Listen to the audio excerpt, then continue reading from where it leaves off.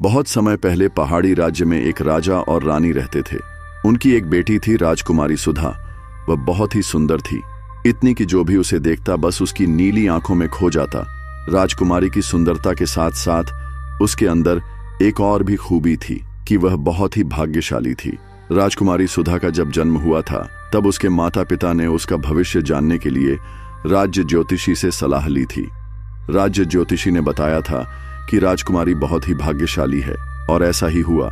जब वह युवा होने लगी तो सुंदरता के साथ साथ वह भाग्यशाली भी थी, क्योंकि जब वह अपने होंठ खोलती तो उसके अधरों से मोती गिरते, और जब चलती तो उसके पैरों के दोनों तरफ बहुमूल्य रत्न बिखरने लगते, इतने कि उसके युवा होने तक उसका पिता उस क्षेत्र का सबसे धनवान और संपन्न राजा बन गया।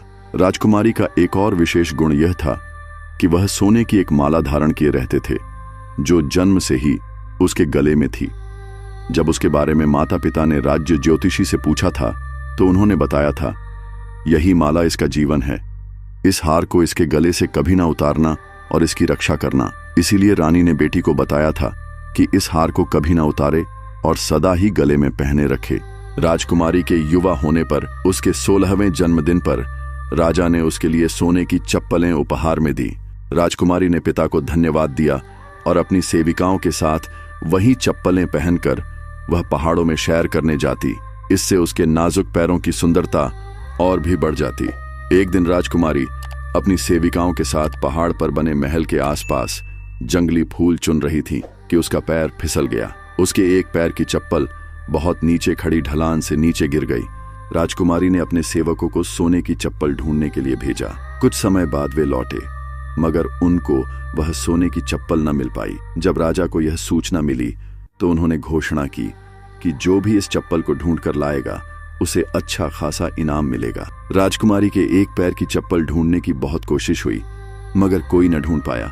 कुछ समय बाद समतल प्रदेश का एक युवा राजकुमार उन पहाड़ों से गुजर रहा था कि उसे जंगल के बीच राजकुमारी की वह चमकती हुई चप्पल मिल गई। उसने यह चप्पल उठाई और अपने महल में पहुंचकर अपनी माँ को दिखाई। माँ ने कहा, बेटे, यह अवश्य ही किसी सुंदर राजकुमारी की चप्पल है। यदि यह चप्पल इतनी सुंदर है तो वह कितनी सुंदर होगी। उन्होंने सभी दिशाओं में अपने दूत भेजे। वे पता लगाए कि यह खोई हुई चप्पल किसकी होगी। कई दिनों तक कहीं से कोई सूचना प्राप्त न हुई, लेकिन कुछ दिनों बाद राजा के दरबार में कुछ यात्रियों ने सूचना दी कि बहुत दूर के एक पहाड़ी प्रदेश में एक राजा रहता है जिसकी बेटी को एक सोने की चप्पल गिर गई थी। राजा रानी और कुछ सलाहकारों ने कहा कि यह चप्पल निश्चित ही उस राजा की बेटी की ही है। रानी ने अपने बेटे से कहा, बेटा, अब तो यह निश्चित है कि यह सोने की चप्पल दूर के उस पहाड़ी राजा की पुत्री की है, इसलिए तुम उसके महल तक यह चप्पल लेकर चले जाओ। यदि वह तुम्हें सोना चांदी या धन इनाम के तौर पर दें तो स्वीकार नहीं करना, बल्कि उनकी बेटी का हाथ मांगना। राजकुमार ने वैसा ही किया जैसा उसकी माता ने कहा। कई दिनों की बहुत लंबी यात्रा तय करने के बाद वह पहाड़ी क्षेत्र के डुग्गर प्रदेश पहुंचा। वह राजा से मिला और कहा, मुझे आपकी बेटी की यह चप्पल मिल गई है, वही लौटाने आया हूं। राजा प्रसन्न हुआ और पूछा, आपको क्या इनाम चाहिए? मैं आपको घोड़े दूं, चांदी दूं, सोना दूं, क्या दूं? राजकुमार ने कहा, मुझे इनमें से कुछ भी नहीं चाहिए। मैं मैदानी क्षेत्र से आया हूं। यहां से दूर एक समतल प्रदेश के राजा मेरे पिता हैं। मैं उन्हीं का पुत्र हूं। मैं कुछ महीनों पहले यात्रा कर रहा था और जब इस सुंदर पहाड़ी क्षेत्र में आया तो यह चप्पल मिली। मैं बहुत लंबी यात्रा करके दोबारा यहां पर खोई हुई चीज लौटाने आया हूं। आप मुझे घोड़े इत्यादि देंगे तो मैं वह स्वीकार नहीं करूंगा, परंतु यदि आप मान जाएं तो मैं आपकी पुत्री हाथ मांगना चाहूंगा। यदि आप मेरा उसके साथ विवाह करने की अनुमति दें तो वह मेरे लिए सबसे बड़ा उपहार होगा। यह मेरे हाथ में नहीं है। मैंने प्रतिज्ञा ली है कि मैं अपनी पुत्री का विवाह उसकी मर्जी के खिलाफ नहीं करूंगा। यदि उसे कोई आपत्ति न हो और वह आपको पसंद करे तो मुझे भी कोई आपत्ति नहीं होगी। जब राजकुमार पहाड़ी पर बने महल के अंदर आ रहा था तभी राजकुमारी ने उसे देख लिया था। वह पिता के पास गई और जब उसने देखा कि उसकी खोई हुई चप्पल भी मिल गई है और राजकुमार वहीं लौटाने आया था तो उसने शादी के लिए हाँ कर दी। दोनों का विवाह बहुत ही धूमधाम से हुआ। कुछ दिनों बाद राजकुमार ने राजा से कहा कि वह अब अपनी पत्नी के साथ अपने प्रदेश में वापस जाना चाहेगा। राजा और रानी ने उसे अनुमति दे दी और राजा ने कहा, यह हमारी आंखों का तारा है, इसका ध्यान रखना, और यह जो इसके गले में सोने का हार है इसे कभी न उतरने देना, क्योंकि इसी में इसकी जान है। राजा रानी और दरबारियों ने उन्हें कई उपहारों के साथ धन, हाथी, घोड़े, सोने चांदी के साथ विदा किया। जब समतल प्रदेश के बूढ़े राजा और रानी ने अपने बेटे को एक अति सुंदर बहू के साथ आते हुए देखा तो उनकी खुशी का ठिकाना न रहा। इसी खुशी के माहौल में राजकुमारी अपने पति के साथ रहने लगी, मगर वहां एक समस्या यह थी कि राजकुमार का किसी अन्य से पहले विवाह हो चुका था, जो एक साधारण सी लड़की थी और राजा रानी उसे ज्यादा पसंद नहीं करते थे। पर्वतीय बहू के आने से राजा तथा रानी बहुत ही प्रसन्न हुए और संतुष्ट भी कि उनके पुत्र को एक अच्छी पत्नी मिल गई है। राजकुमार भी बहुत ही खुशी का अनुभव कर रहा था। पहली पत्नी साधारण रानी नई रानी को देखकर ईर्ष्या करने लगी और नई रानी को अपने से सुंदर और सुलक्षणी पाने के कारण षड्यंत्र रचने लगी। राजकुमार के बूढ़े पिता और माता यह देखकर चिंता में पड़ गए कि पुरानी बहू नई बहू का कोई अहित न करे। इसलिए उन्होंने नई बहू, जिसका नाम सुधा था, अपने पास बुलाया और कहा कि उसे पुरानी बहू से होशियार रहना चाहिए। मगर सुधा ने कहा, वह तो मेरी बहन जैसी ही है, मुझे उससे क्या डर, मैं उसे प्यार करती हूँ, इसलिए वह भी मुझे प्यार करती होगी। राजा रानी सुधा के सद्विचार सुनकर और भी प्रसन्न हो गए, मगर वे पुरानी बहू के स्वभाव से परिचित थे। कुछ महीनों तक सब ठीक ठाक चलता रहा, मगर एक दिन अचानक राजकुमार को दूर देश की यात्रा के लिए जाना पड़ा। वह सुधा को साथ नहीं ले जा सकता था, इसलिए उसने अपने माता पिता से कहा कि उसकी पत्नी का ध्यान रखें और देखते रहें कि पुरानी बहू कोई शरारत न करे। राजकुमार के जाने के बाद पहली बहू नई बहू सुधा के कमरे में गई और बोली, हमारे पति छोटे राजा हैं, तो इसीलिए दूर देश की यात्रा पर गए हैं। वह तो तुम्हारे पास ही ज्यादा समय बिताते थे। तुम सुंदर हो और पहाड़ी प्रदेश की राजकुमारी हो, वे तुम्हें बहुत प्यार करते हैं। हम दोनों तो बहनें जैसी हैं, इसलिए हमें आपस में मिलकर रहना चाहिए। मैं तुम्हारे पास आती रहूंगी, तुम भी मेरे पास आती रहना।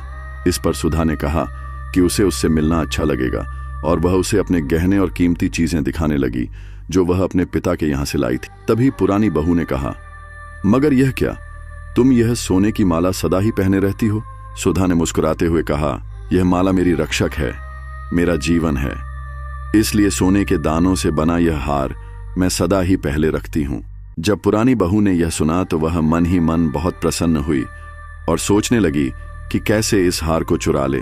स्वयं तो चुरा नहीं सकती, इसलिए अपने कमरे में पहुंचकर उसने अपनी विश्वसनीय सेविका को बुलाया और उससे कहा, आज रात तुम किसी भी तरह सुधा के कमरे में चली जाना और उसके गले से उसका हार, जो वह सदा पहने रहती है, उतारना, फिर उस हार को अपने गले में पहनना। जैसे ही वह हार सुधा के गले से उतरेगा, वैसे ही वह प्राणहीन हो जाएगी। सेविका ने अपनी स्वामिनी के आदेश का पालन किया। वह रात को नई बहू के कमरे में गई। जब नई बहू सुधा गहरी नींद सो रही थी, तब उसने उसके गले से वह हार उतारा और अपने गले में डाला।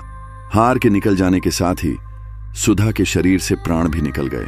अगली सुबह बूढ़े राजा और रानी अपनी प्यारी बहू को देखने उसके कमरे की तरफ गए। उन्होंने देर तक दरवाजा खटखटाया, मगर किसी ने दरवाजा नहीं खोला। फिर उन्होंने अंदर जाकर देखा तो सुधा को लेटे हुए पाया। उसका शरीर ठंडा पड़ा था, चेहरे का रंग सफेद था। वह न जीवित थी न मरी हुई, परंतु बेसुध सी थी। उन्होंने दरवाजे के बाहर सोए हुए परिचारिकों से पूछा कि क्या उन्होंने किसी को यहां आते देखा और क्या वह रात को बीमार तो नहीं हो गई थी। उन्होंने कहा, न तो कोई आया था और न ही वह बीमार सी दिख रही थी। उन्होंने उसी समय राजवैद्य को बुलवाया, मगर उसने कहा कि बहू के शरीर में प्राण ही नहीं है, वह मृत है। राजा और रानी अत्यंत दुखी हुए। वे दोनों शोक में डूब गए और उन्होंने राजकुमार के आने तक मृत शरीर को राजमहल के पास ही एक मंडप में रखवा लिया, ताकि राजकुमार के आने पर संस्कार आदि करवा सके। उन्हें अब राजकुमार के आने की प्रतीक्षा थी कि कहीं उसका शरीर सड़ न जाए, परंतु बहुत ताज्जुब था कि शरीर में कोई भी परिवर्तन नहीं हुआ, न ही किसी प्रकार का क्षय हुआ। इसलिए राजा और रानी हर रोज मंडप के पास जाते और अपनी प्यारी बहू का शांत चेहरा देखाते। कुछ दिनों बाद राजकुमार लौटा। उसे मंडप के पास ले जाया गया। सुधा का चेहरा वैसे ही सुंदर था जैसे पहले था, होंठ भी वैसे ही, चेहरे पर वही लालिमा थी कि जैसे वह सोई हुई हो। टूटे हुए दिल से राजकुमार अपनी सुंदर पत्नी को देखता रहा। उसको देखकर लगता था कि कहीं पत्नी के शोक में वह मर न जाए। वह अपने भाग्य को कोस रहा था कि क्यों उसे दूर के प्रदेश की यात्रा पर जाना पड़ा। न वह जाता, न वह इसके अंतिम क्षणों और अंतिम संवाद से वंचित रहता। वह पूरा दिन मंडप के सामने विलाप करता रहा। संध्या के समय उसे महल की ओर ले जाया गया, तब भी वह जाने से इनकार करता रहा और अपनी पत्नी की ओर देखते हुए कहने लगा, शायद यह तुम्हारे अंतिम दर्शन हैं। न जाने कल मैं रहूं न रहूं, मेरी मनोरम प्यारी पत्नी, मेरी सुधा। बूढ़े राजा और रानी को लगा शायद उनका बेटा राजकुमार पागल न हो जाए या उसकी भी मृत्यु न हो जाए, इसलिए उन्होंने उसे दूसरे दिन मंडप की ओर जाने से रोक दिया। जिस सेविका ने सुधा के गले से हार उतारा था और अपने गले में पहना था, वह शाम को सोते समय वह हार तथा अपनी चूड़ियां आदि उतारती और अगली सुबह फिर पहन लेती जब नींद से जाग जाती। जब शाम के समय वह सोने का हार उतारती थी, उस समय सुधा के शरीर में प्राण शक्ति जागृत होती, वह जीवित हो जाती। जब सेविका वह हार फिर से पहन लेती तो सुधा फिर से मृत सी पड़ी रहती।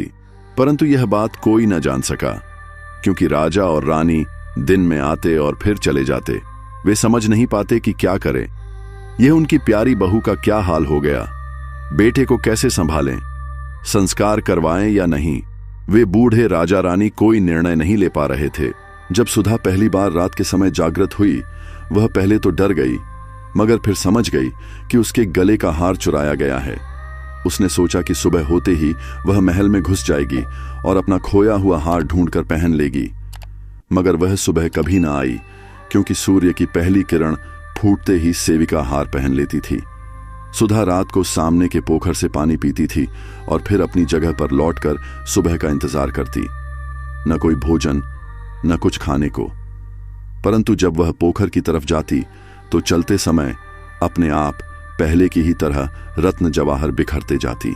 पगलाया सा राजकुमार जब अगले दिन मंडप के पास गया तो उसने मंडप के सामने से पोखर की तरफ कुछ कीमती मणियां देखीं तो अचंभे में पड़ गया। उसे लगा कि हो ना हो उसकी पत्नी सुधा के शरीर में अभी भी प्राण शक्ति का कोई अंश बचा है। वह सारा दिन देखता रहा कि उसकी पत्नी का बेसुध पड़ा शरीर कोई हरकत करे, मगर ऐसा कुछ ना हुआ, क्योंकि वह रात को ही जागृत होती थी। निराश होकर वह वापस महल में चला गया। वह अगले दिन मंडप की ओर नहीं गया और सारा दिन उदासी में काटा। महल के लोगों को लग रहा था कि शायद वह भी अब ज्यादा दिन जिएगा नहीं, क्योंकि उसने खाना पीना भी छोड़ दिया था। शाम के समय भी वह उदास था, मगर सोच रहा था कि रत्न और जवाहर मंडप के आसपास कैसे आए होंगे। वह उठकर मंडप की ओर चला गया।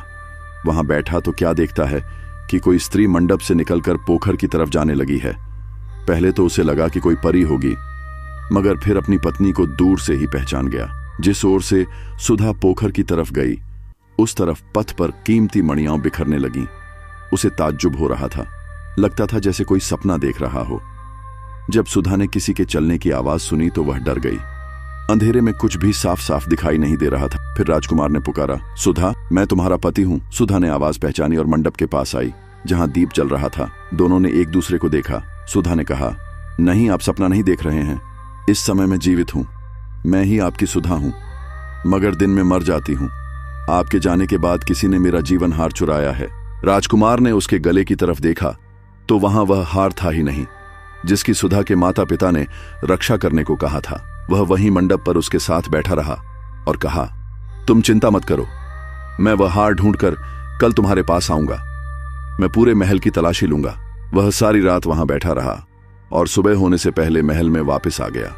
महल में पहुंचते ही राजकुमार ने सभी नौकरों और परिचारकों आदि को बुलवाया। सारे उसके सामने पेश हुए। जैसे ही उसने सेविका के गले में सुधा का जीवन हार देखा, वैसे ही उसने रक्षकों से कहा कि वे सेविका को कारागार में डाल दें। सेविका डर गई और उसने सब कुछ बताया। उसने बताया कि कैसे पहली बहू ने उसे यह चोरी करने के लिए आदेश दिया था। यह सब सुनने के बाद राजकुमार ने दुष्ट बुरी पत्नी को भी जीवन भर के लिए कारागार में डालने का आदेश दिया।